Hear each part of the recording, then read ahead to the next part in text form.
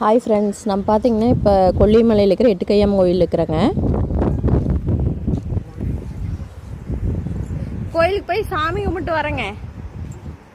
வந்து சாப்பிட்டுக்கிறோம். இருக்கும்ல, இன்னும் ஒரு அரை மணி நேரம் இருக்கும்ல கடை.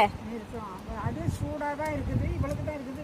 வேற ஆளுக்கால் போட்டு கொடுத்துட்டு என்ன பண்ணுறது பார்க்குறேன். அப்படிங்கிறீங்களா? கீழே போய் சாமி கும்பிட்டு வந்துடுறேன். சரி, ஒரு அரை மணி நேரம். 4 பேர் இருக்கிறோம். 4 பேர்த்துக்கு. சரி,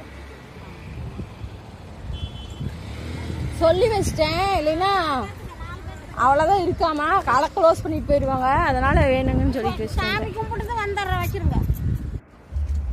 இங்கே பாருங்கள் எவ்வளோ தீபங்கள்லாம் இருக்குது. தீப கடையில் வந்து நம்ம நெய் விளக்கு வாங்கிட்டு போகிறோங்க. வாங்கிட்டு பாருங்கள் அப்படியே ஸ்டெப்பில் ஏறுறோம்.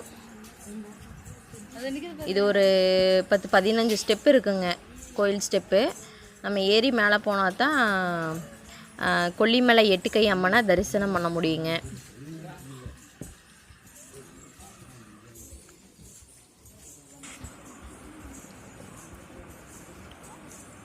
இது பார்த்திங்கன்னா லாகவா லாரன்ஸ் இருக்காங்க இல்லையா, அவங்க வந்து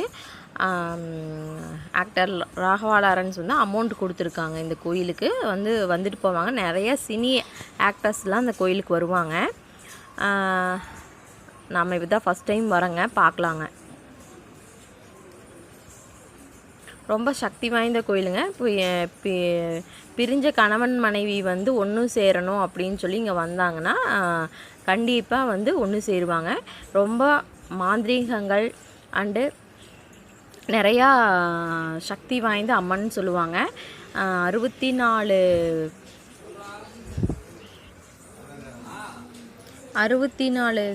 சிவனடியார்கள்னு சொல்லுவாங்க இல்லைங்களா, சிவனை நோக்கி தவம் பண்ணிகிட்டு இருக்காங்க இல்லையா, அவங்க வந்து இந்த கொல்லிப்பாவை எட்டுக்கை அம்மனை வந்து அசுரனை அழிக்கிறக்காக உருவாக்கி இங்கே வச்சுருக்காங்க.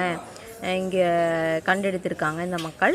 எடுத்து இங்கே பூஜிச்சுட்டு வராங்க. அதை தான் பார்க்க போகிறோங்க. இங்கே பாருங்கள், நிறைய தகடுகள், காகிதங்கள், பூட்டுக்கள் இதெல்லாம் கட்டிக்கிறாங்க.